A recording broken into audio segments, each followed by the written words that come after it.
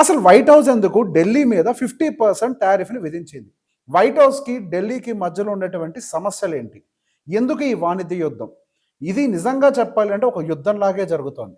ఒకప్పుడు యుద్ధం అని అంటే గన్ పౌడర్లతో జరిగేది. కానీ ఇప్పుడు యుద్ధం అని అంటే అది వ్యాపారంతో జరుగుతోంది. ఈ యుద్ధానికి కారణం ఏంటి? అసలు ఇది ఎక్కడ మొదలైంది? మనకి ఇండియాకి అండ్ పాకిస్తాన్కి మధ్యలో సమస్యలు జరుగుతున్నప్పుడు ట్రంప్ సడన్గా బయటకు వచ్చి ఆ ప్రాబ్లమ్ని నేనే సాల్వ్ చేశాను, లేకపోతే అది ఒక న్యూక్లియర్ వార్ దాకా దారి తీసుండేది అని చెప్పేసి ఒక మాట చెప్పినప్పుడు మన భారతదేశంలోని అధికారులందరూ, ప్రధానమంత్రి కూడా ఆ స్టేట్మెంట్ కొట్టేశారు.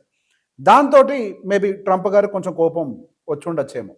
దాని తర్వాత రష్యాతోటి ఏదైతే ట్రేడ్ డీల్ జరుగుతోందో, అంటే ఏదైతే మనం రష్యన్ ఆయిల్ కొంటున్నామో ఆ రష్యన్ ఆయిల్ని కొనొద్దు అని చెప్పేసి అన్నారు.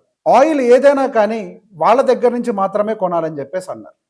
ఇండియా దానికి తలొంగలేదు. ఇండియా సైడ్ నుంచి చాలా క్లియర్ కామెంటరీ వచ్చింది. ఎనర్జీ సెక్యూరిటీకి సంబంధించి భారతదేశానికి ఏది అవసరమో, ఈ 140 కోట్ల మంది భారతీయులకి ఏది సరైన పద్ధతి అవుతుందో మేము అది మాత్రమే చేస్తాము. మాకు ఎక్కడి నుంచి అయితే తక్కువ రేటుకి ఆయిల్ దొరుకుతుందో మేము అక్కడి నుంచి తప్పకుండా కొంటాము.